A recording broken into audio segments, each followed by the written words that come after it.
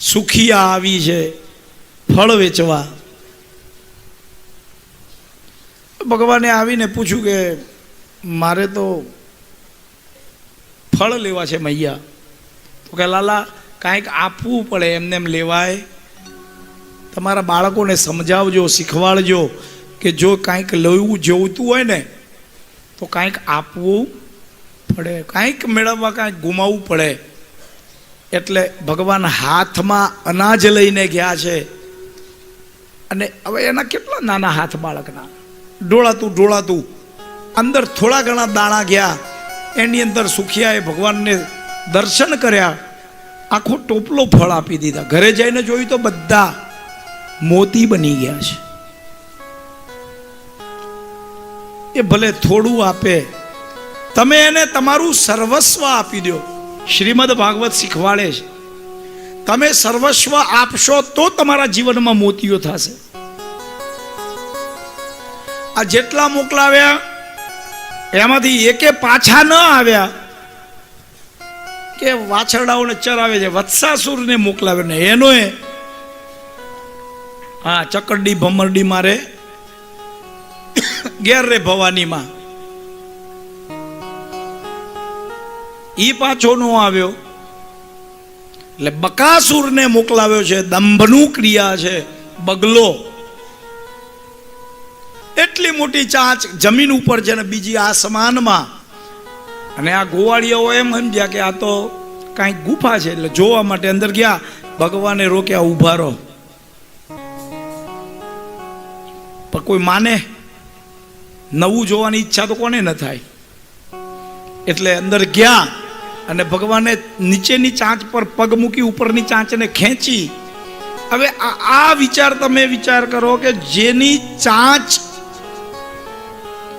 જમીન ઉપર છે, નીચેનો ભાગ, અને ઉપરનો ભાગ આકાશમાં છે. ભગવાન બાળ સ્વરૂપમાં છે. તો કઈ રીતે છે કે નહીં જાણવા જેવું? હે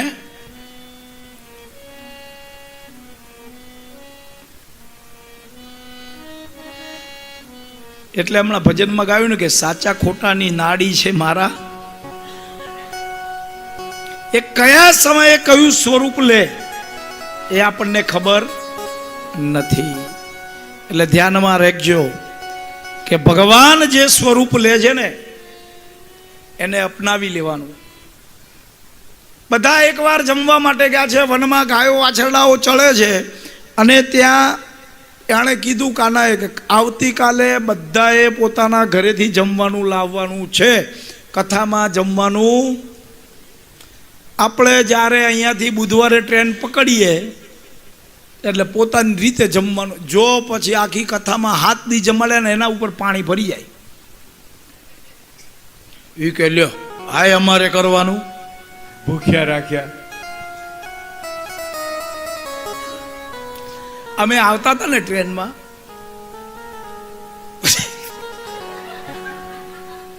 કહું જે કેવું હોય કહી દો.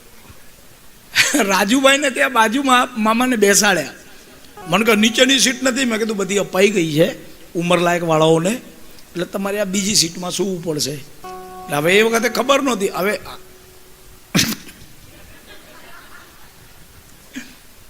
રાજુભાઈ ના પાડી કે નીચેની સીટમાં મારે ઘરવાળીને બેહાડવી પડશે, મારે કાંઈ એનાથી ઉપર ચડાય એમ છે.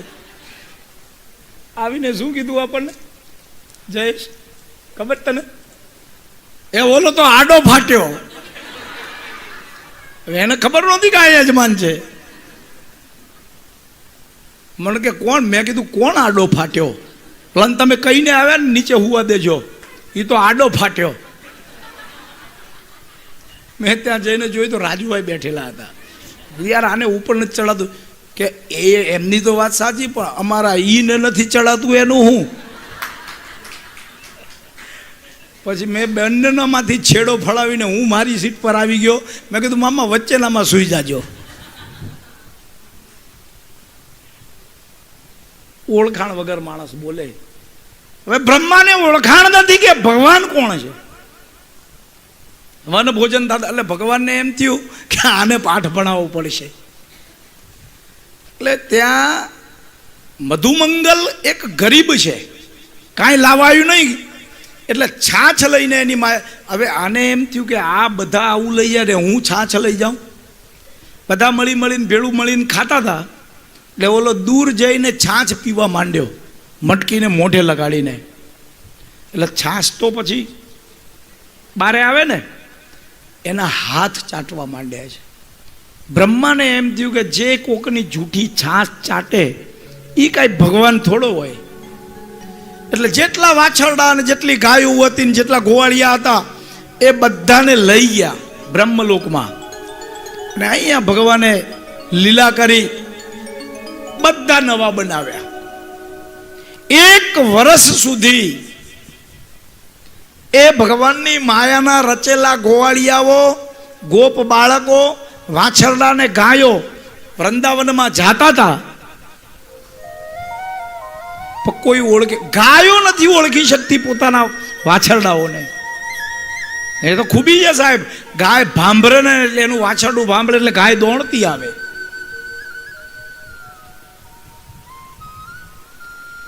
છેવટે વંદન કર્યા છે બ્રહ્માએ. હજી તો વાર છે યાર, તમે એવી રીતે જુઓ છો મન બીક લાગે. આમ જોઈ નહીં રહ્યો. આવી ગયું ભાઈ, બધું ગોઠવાઈ ગયું, પાકું ને? હા, એ ગમે ત્યારે આવે, એનો કાંઈ ભરોસો નહીં.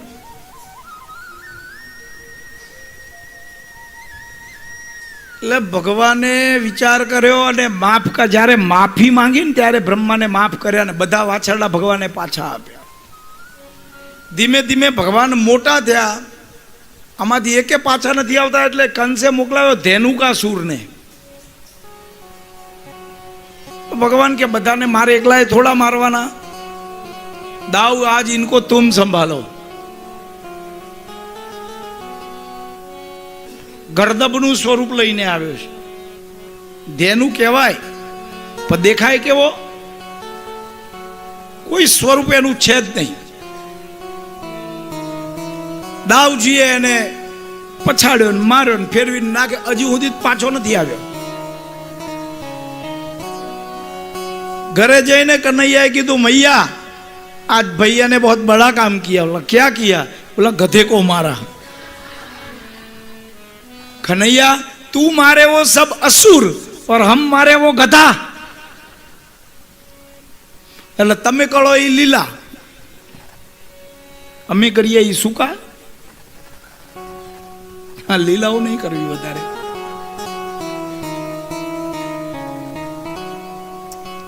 रिसाई गया दाऊ भाई, आज मैं तुम्हारे साथ गैया चराने नहीं आऊंगा. रिसाएला ने समझाવો કેમ? તમને ખબર છે કેમ સમજાવાય? પતિ રીસાણો હોય કેવી રીતે મનાવાય?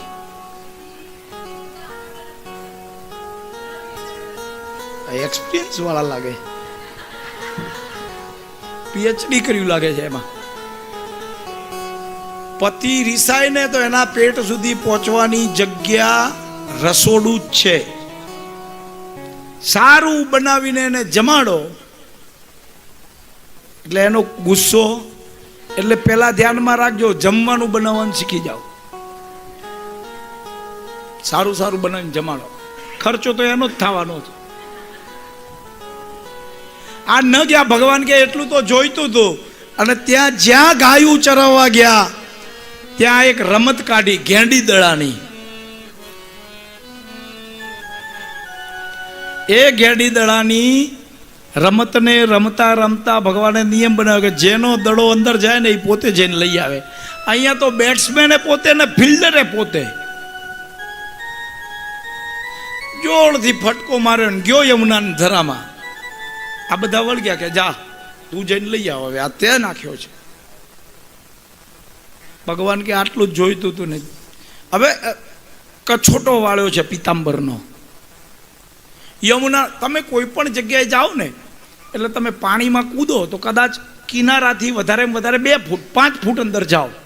એનાથી વધારે અંદર જવું હોય તમારે ચાલીને જવું પડે, કૂદકો તો ન જ મરાય.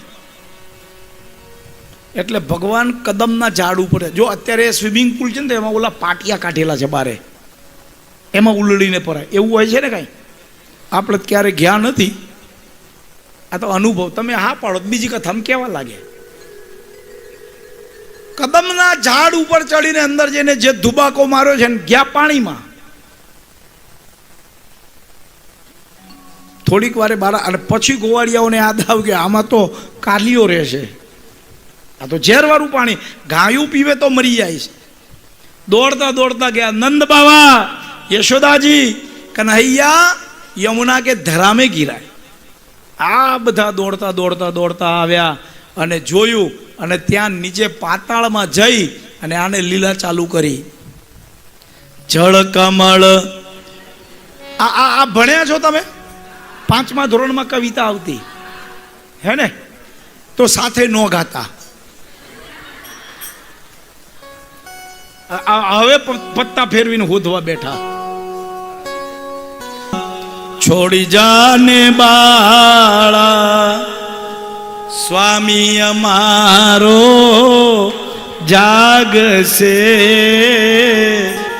જાગશે તને મારશે મને, બાળ હત્યા લાગશે.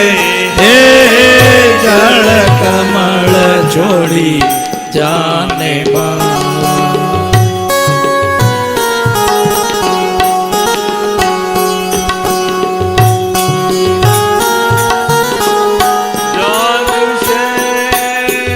જાગશે તને મારશે મને, બાળ હત્યા લાગશે. જળ કમળ છોડી જાને.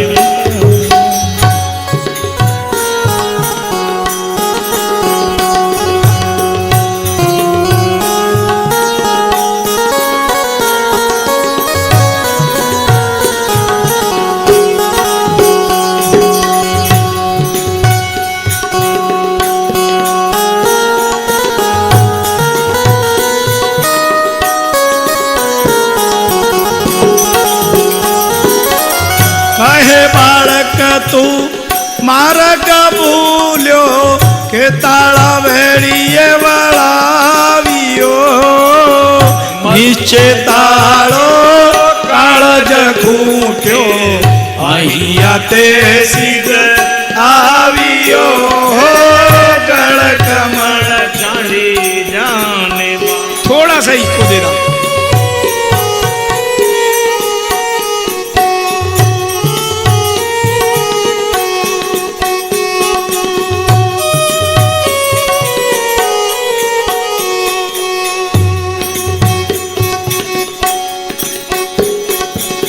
નથી નગર હું માર્ગ ભૂલ્યો, અમારા વેરીએ વળાવ્યો. મથુરા નગરીમાં જુગટુ રમતા નાગનું શીશ હાર્યો.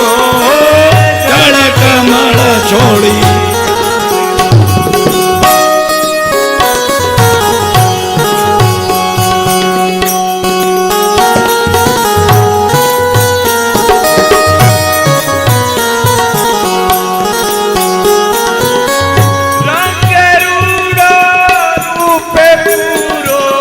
કોડીલો કમનો મામણો. મારી માતાએ પૂજન મ્યા, એમાં નટવર નાનડો. તેણ કમળ થોડી જાને બાળા.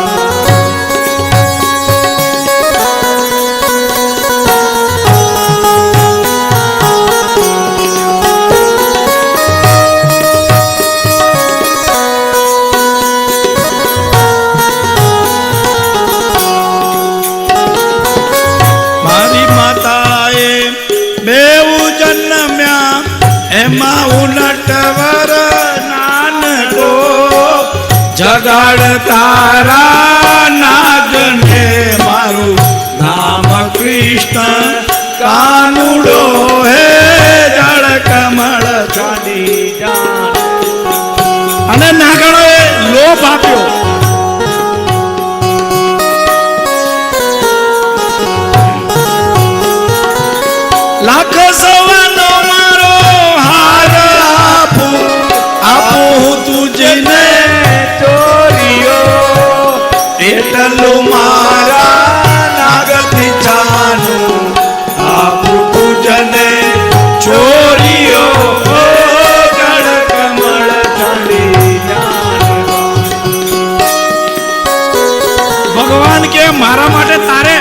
ભગવાન માટે ક્યારે ચોરી ન કરતા.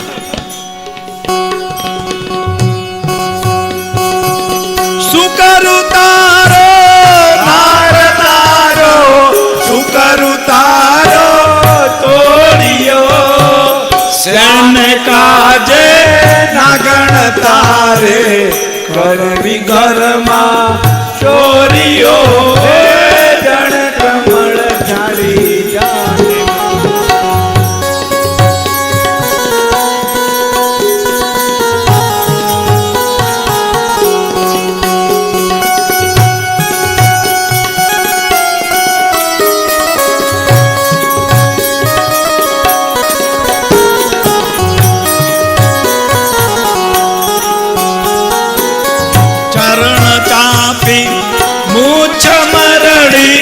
નાગણ નાગ જગાડ્યો, ઉઠો ને બળવંત કોઈ, બારણે બાળક આવ્યો, હે જળ કમળ છોડી.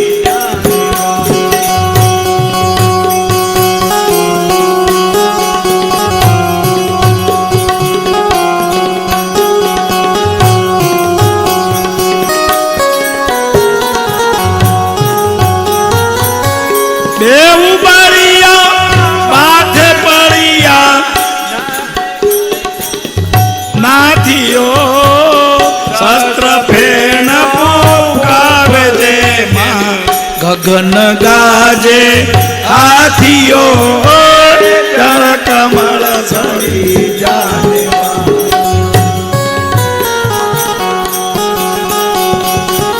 નાગણ સૌ વિલાપ કરે છે, નાગણને બહુ દુઃખ આપશે, મથુરા નગરીમાં લઈ જશે, પછી નાગનું શીશ કાપશે, જળ કમળ છોડી જાને.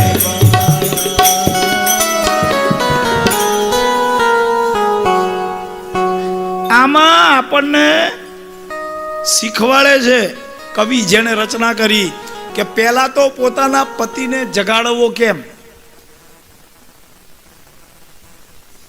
તમારા પતિને જો ઉઠાડવા નહીં હો, જગાડવા શબ્દ બ્રહ્મ છે.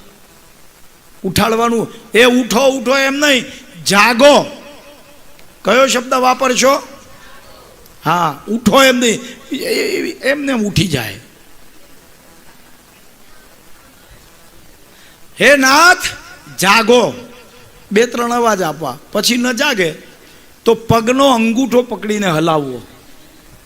સીધે સીધા મોઢે અડીશો ને તો આ ઊંઘમાં ગભરાઈ જાય ભાઈ. એની ભૂલ નથી કાંઈ. બોલો એકદમ જાગી જાય કે હું થયું એટલે વળગાડી દેતો. એટલે પેલા ચરણ ચાંપ, પગથી ઉઠા. પગથી ન ઉઠે ને, હા ઉઠું છું ઉઠું છું ઉઠું, થોડીક વાર તો પછી મોઢે હાથ ફેરવવાનો અને પછી ધીમે ધીમે મૂછ ખેંચવાની. ચરણ ચાંપી, મૂછ મરડી અને નાગણે. આ બધું નાગણ હોય તો જ કરાય. એકવાર પાણીપુરી ખાવા ગયા ઘનશ્યામ ને એની ઘરવાળી. ઓલી એક પ્લેટ પૂરી થઈ ને એટલે કીધું હજી વધારે ખાવી છે, ખાઉં. આને કીધું નાગણ ઘા ખા. એટલે માથામાં પ્લેટ માળી. બોલો કે મને નાગણ. એ કે એમ નહીં, ગણ નહીં એમ કહું છું તને, નાગણ ખા. આનું ત્યારથી વાળ કપાવાના બંધ કર્યા છે. ખોટું પાણીપુરીની પ્લેટ ઉપર નાખે એના કરતા વાળ પકડીને ઝપટી નાખજે. હવે ભગવાને ત્યાં કાલી નાગ, કાલીઓ એટલે શું છે? વિષ છે, ઝેર. થોડીક મજા આવે છે ને, કંટાળો નથી આવતો ને? પહેલાથી કીધું હોત તો આવી જ કથા ન કરત. આપણે તત્વજ્ઞાનમાં ઉતરવાની જરૂર હું હતી. ખોટું બારે કહેવાય ગયું બધી જગ્યાએ કે આમાં ખબર જ નથી પડતી. મનનું ઝેર છે ને, એને જો બારે કાઢવું હોય ને તો ઝેર રૂપી મનના નાગ ઉપર કનૈયાના ચરણ પદ પડે તો ઝેર બારે નીકળે સાહેબ. એટલે મનમાં ભગવાનને પધરાવજો, તો મનમાં એ વિષ નાગરૂપી રહેશે. ભગવાનને મનમાં એટલા માટે પધરાવાના છે, આપણા મનમાં ઝેર ન રહે, નીકળી જાય. ભગવાને નાગને માર્યો, બધાને માર્યા, આને નથી માર્યો, એમનો ભાઈ છે, શેષ છે, એટલે બલદેવને આવવા ન દીધા. શેષાવતાર છે ને, એને માર્યો નથી, એને જવા દીધો કે તું અહીંયાથી નીકળી જા. નિગ્રહ કર્યો છે. ગ્રહ એટલે રાખવું, નિગ્રહ એટલે છોડી દેવો, જવા દેવો. બારે નીકળી ગયા. પછી તો ભગવાન આગળ જતા જતા જતા જતા એક વખતે ગાયું ને બધું ચરાવવા માટે ગયા હતા. ચોમાસું ગયું, શ્રાવણ ગયો, ભાદરવો ગયો, અને કારતક મહિનો આવ્યો, અને અષાઢ આસો મહિનો આવે ને ભાદરવા પછી તો. એટલે એકવાર વનમાં એ વખતે શરદ ઋતુ આવી ગઈ. આકાશ ચોખ્ખું છે, ક્યાંક ક્યાંક વાદળા દેખાય છે, અને હમણાં વરસાદ પડ્યો છે એટલે નવું નવું કુમળું ઘાસ ઉગેલું છે, ગાયો ચરે છે.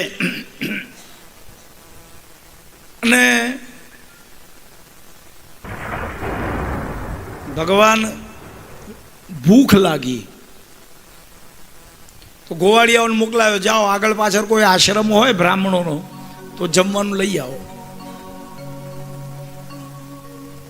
આપણે કોઈ બ્રાહ્મણને, ઋષિને, સંતને જમાડી ક્યારે શકીએ એમ નહીં વિચારતા કે દરજી છીએ, સોલંકી છે એટલે આપણાથી ન જમાડાય. અને હું જમું છું. રમેશભાઈ જમ્યો છો ને તમારા ઘરે? તમારા ઘરે તો ઘણું જમ્યો. અંતુભાઈ, જ્યારે ભાંડુપ જાઉં, કોકની પૂજા હોય ને તો જમવા એના ઘરે જાઉં. આપણી બનાવે કઢી બેન, કઢીને રોટલા સિવાય કાંઈ ખાતું નથી. ક્યારે જમાડાય? 4 પ્રકારના શુદ્ધ હોય તો જમાડી શકો. ભૂ, ભૂમિ, ભૂત અને ભવિષ્ય. હવે આ વળી નવું શું લાવ્યા મહારાજ તમે? એમાં એવું છે, ભૂ એટલે પાણી. નાનું બાળક પાણી માગે તો ભૂ કે ને. ભૂ એટલે પાણી.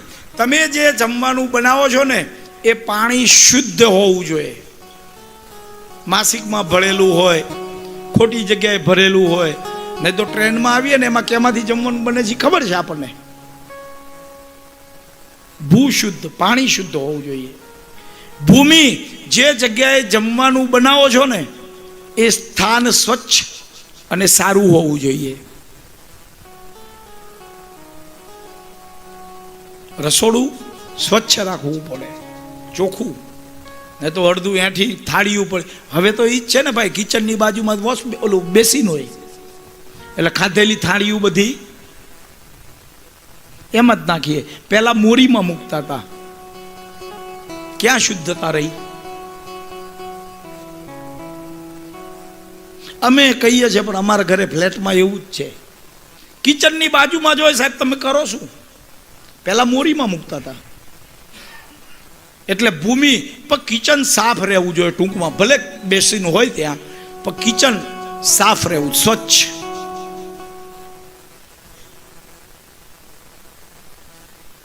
ત્રીજું છે ભૂત. ભૂત એટલે ભૂત પ્રેત નહીં.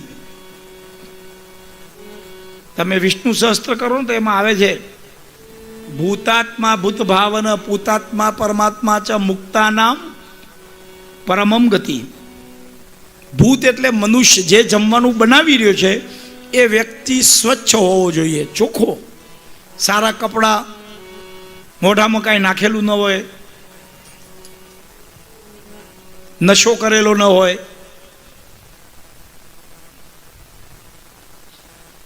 અને ચોથું છે ભવિષ્ય એટલે સમય. અડધી રાત્રે જમવાનું બનાવીને કોઈ બ્રાહ્મણોને કે સંતોને જમાડાય નહીં. એના માટે તમારે જમવાનું બનાવવાનો જે સમય છે, કાળ, એ ટાઈમે જ બનાવવું જોઈએ. હવે આપણે પ્રસંગ હોય એટલે અડધી રાત્રે તો મીઠાઈ જ બનતી હોય ને વાડીમાં, એ જ ખાઈએ. એટલે 4 પ્રકારની મારી માતાઓ શુદ્ધિ રાખજો ઘરમાં, ભૂ, ભૂમિ, ભૂત અને ભવિષ્ય. તો તમારા ઘરે તમે કોઈ પણ સંતને જમાડી શકશો, એમાં કોઈ દોષ નથી. આ 4 શુદ્ધિ રાખજો. ભૂખ લાગી છે અને મોકલાવ્યા, જાઓ જમવાનું લઈ આવો. ગયા ને યજ્ઞશાળામાં યજ્ઞ ચાલુ હતા, બ્રાહ્મણો હતા બધા. માગ્યું. હવે બ્રાહ્મણ છે ને એ જ્ઞાન છે, ત્યાં ભક્તિ નથી, કર્મકાંડી છે ને, મંત્ર ભણ્યા છે પાઠશાળામાં.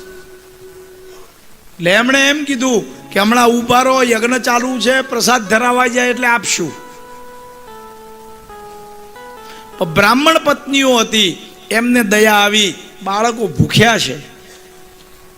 એટલે ત્યારથી રિવાજ પડી ગયો કે ભગવાનની થાળી કાઢીને બધાને જમાડી દેવાના, ભૂખ્યા બેહાડવાના. કરાય. આપણા ઘરે યજ્ઞ હોય અને વિધાન ચાલુ હોય અને એમાં મોડું થયું હોય તો બધા મહેમાનોને ભૂખ્યા ન બેહાડી રાખવા, ભગવાનના માટે થાળી બનાવીને અલગ પછી બધાને જમાડી દેવાના, એમાં કોઈ દોષ.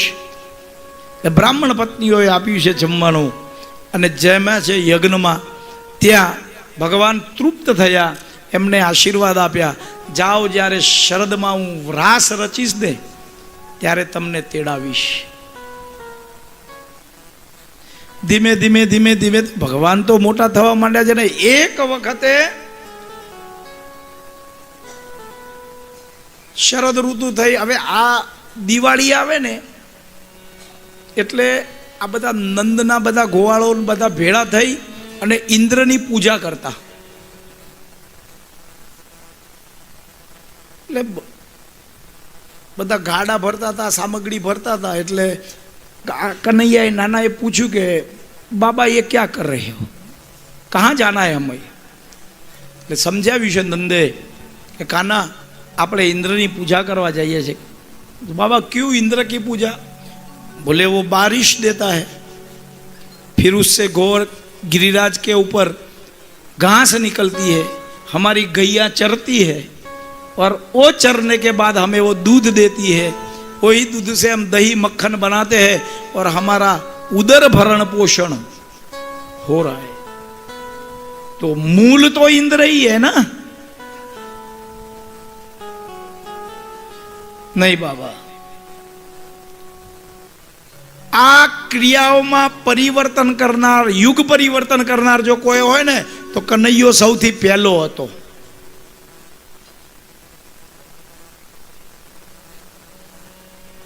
એટલે બધું कैंसिल करावड़ा. बाबा नहीं, हमें गोवर्धन की पूजा करनी चाहिए. गोवर्धन हमको देता है, इंद्र थोड़ा दे रहा है. समझाव्यो, मानता नहीं. અને આખરે ભગવાને શું કર્યું? એક કામ કરો કે આપણે પૂજા ગોવર્ધનની જ કરીએ.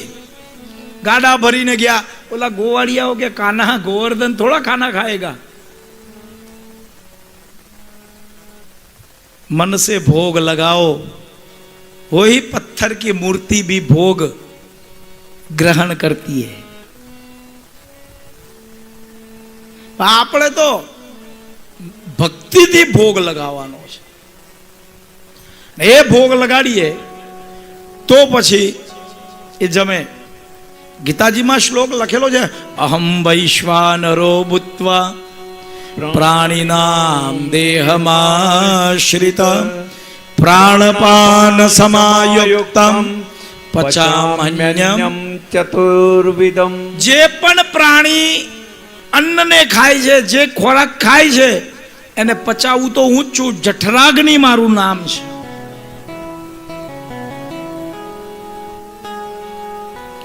બ્રહ્માર્પણ બ્રહ્મ હવે બ્રહ્માગ્નો બ્રાહ્મણ હુતમ બ્રહ્મણૈવ તેન ગંતવ્યમ બ્રહ્મ કર્મ સમાધિ.